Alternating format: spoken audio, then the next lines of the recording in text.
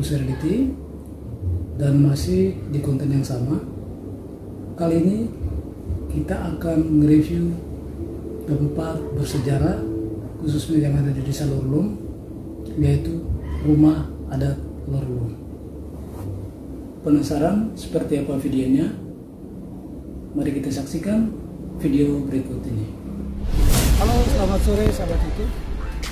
Kini saya telah berada di lokasi Rumah Adat Desa Lorlom, dan kali ini saya akan bertemu dengan seorang bapak. Beliau yang menjaga, merawat rumah adat ini.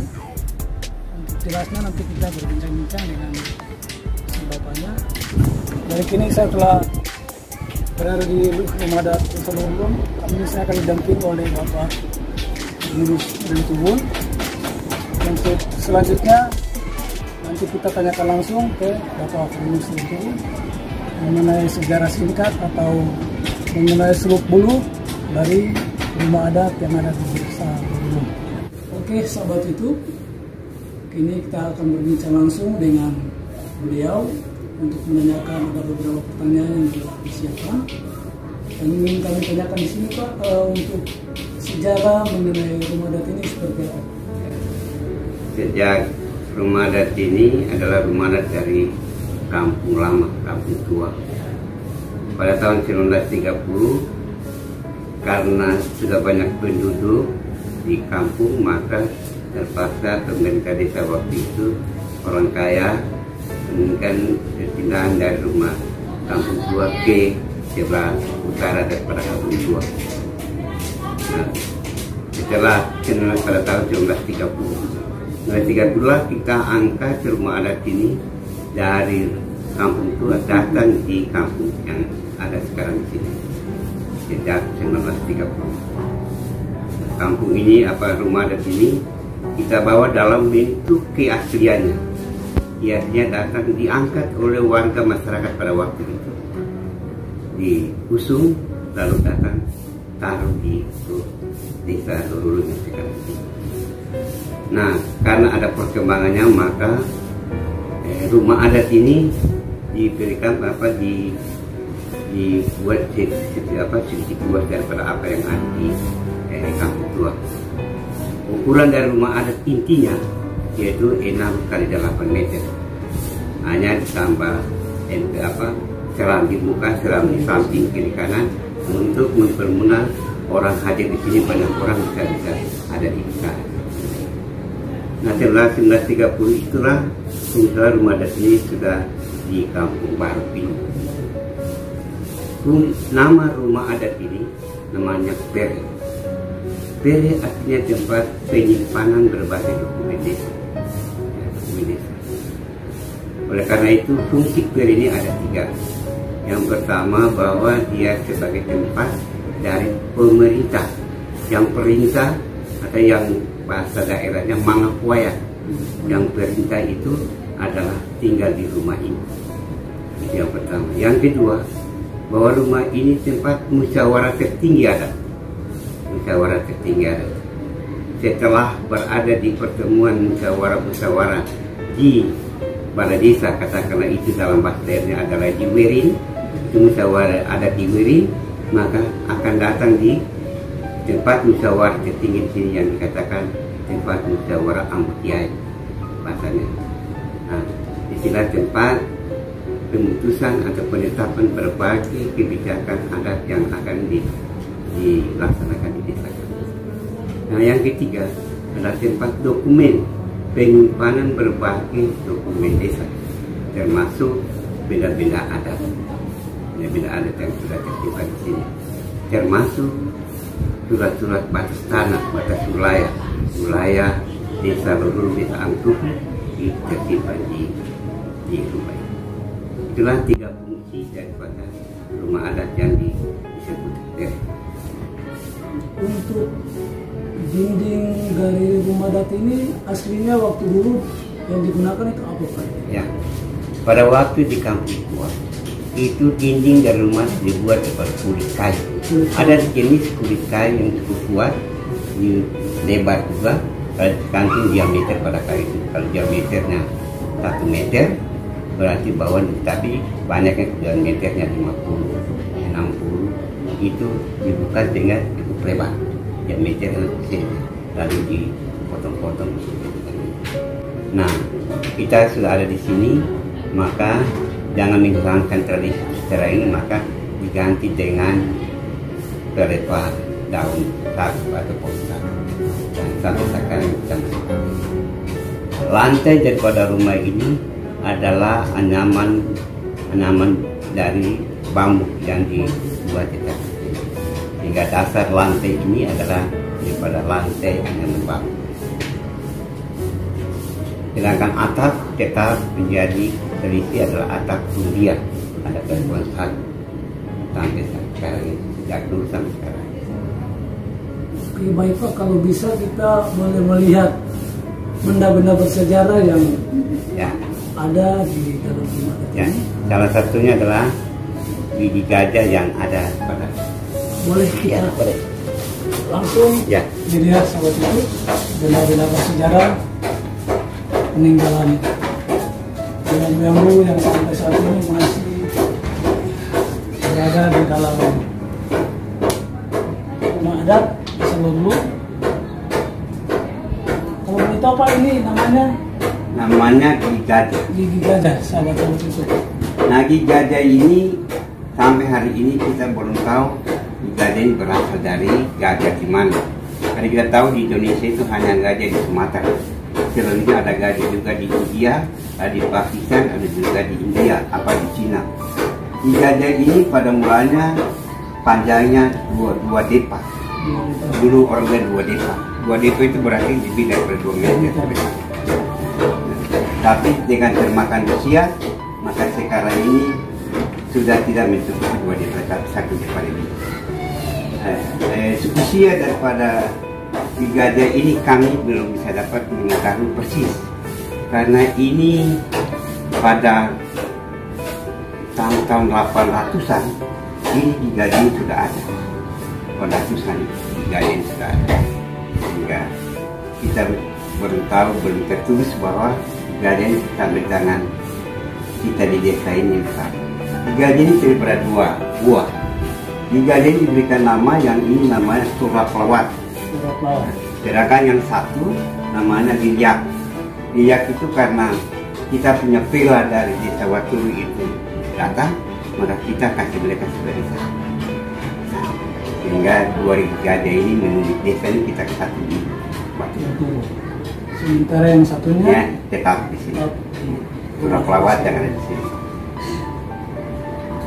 Nah, ini kita lihat juga, ini benda-benda piala-piala ini adalah hasil olahraga daripada dan sini dari masyarakat yang kalau mereka dapat itu dibawa ke mana-mana. Jadi ini merupakan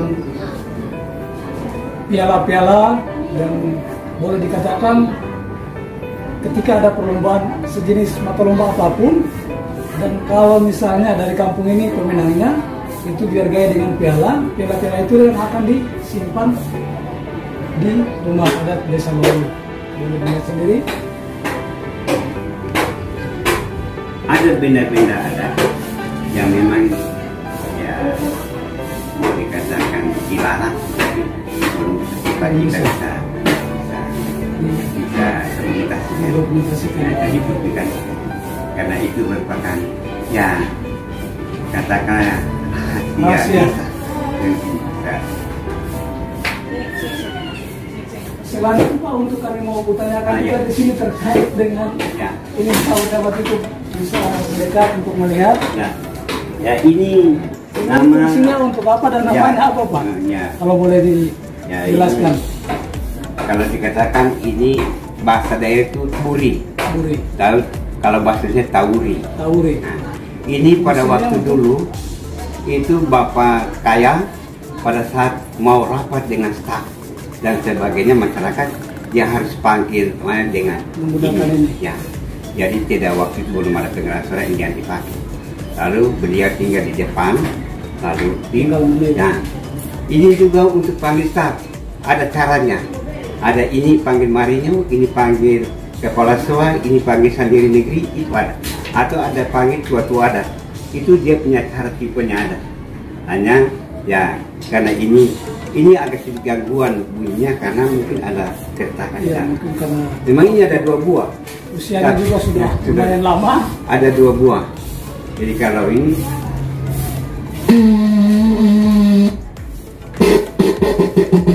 jadi itu merupakan kode untuk panggil orang-orang tertentu, baik itu masyarakat atau staf desa yang dulu saat itu yang akan dipanggil.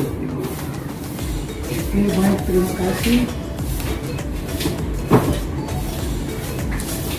Yang ingin kami tanyakan juga di sini terkait batu yang dulunya katanya untuk siapapun pendatangnya yang harus yang menikah atau tinggal di kampung ini diwajibkan untuk harus menginjak batu di rumah adat ini. Ayo ikuti kami. Ini namanya batu tumpuan. Tumpuan desa. Siapapun hadir di desa ini sebagai tamu, dia harus mau menetap, dia harus berdiri batu tumpuan ini. Itu berarti bahwa dia diterima sebagai warga desa kita secara yang secara pemerintahan di kantor desa, tapi secara adat dia harus berdiri mendapat tumpuan. Tumpuan artinya dia berdiri kokoh dan dia akan jadi warga desa yang kokoh. Kalau sekiranya dia baru sampai datang menjadi tumpuan, ya pastilah orang tua di desa ini akan pertanyakan siapa yang datang ini, dan pada akhirnya pasti dia mengalami kesulitan atau sakit. Kalau baru sampai pada berdiri pada batu tumpuan ini. Jadi harus yang persendian oleh pria atau wanita diwajibkan yang berasal dari desa Lorulun wajib untuk menunjukkan kaki di atas sini. Dan secara resmi kalau misalnya sudah menunjukkan kaki di batu sudah dianggap sebagai warga masyarakat. Oke, kita lanjut ke bagian dalam.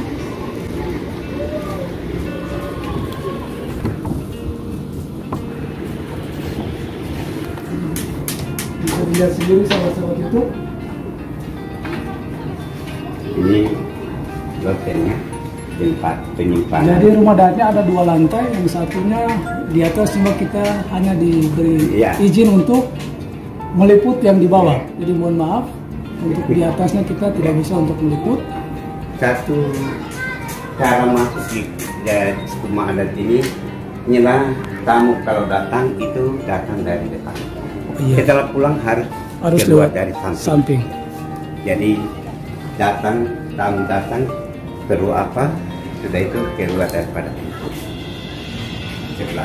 sebelah kiri. Ya. Jadi siapapun yang namanya tamu tidak diwajibkan untuk keluar lagi dari depan. Harus keluar lewat pintu samping sebelah kiri. Dan mungkin ini satu-satunya juga rumah adat yang paling tertua. Kalau dilihat dari kampung-kampung yang lain, rumah adatnya semuanya serba modern. Artinya sudah direnovasi, ada yang sudah menggunakan coran semen, atapnya juga sudah diganti. Sementara untuk di desa Lorulun ini rumah adatnya masih dibilang hampir sama seperti rumah adat zaman dulu. Benda-benda bersejarah di desa pun semuanya masih disimpan di sini. Dan ini merupakan tanda mata yang didapat ketika anak-anak desa ini melaksanakan atau mengikuti sebuah ajang kompetisi di kabupaten. Di saat mereka meraih juara, inilah dia cenderamata dibawa pulang lalu disimpan semuanya di dalam rumah adat desa Lorulun ini. Sangat luar biasa. Bisa dilihat berapa jumlah piala yang ada di atas meja ini. Ini merupakan suatu kebanggaan untuk desa Lorulun. Wajib untuk kita acungi jempol. Oke sahabat YouTube, mungkin sekian dulu. Ikuti saya terus, saya akan meliput di luar rumah adat untuk kita melihat pemandangan dari luar. Tetap bersama saya di video ini.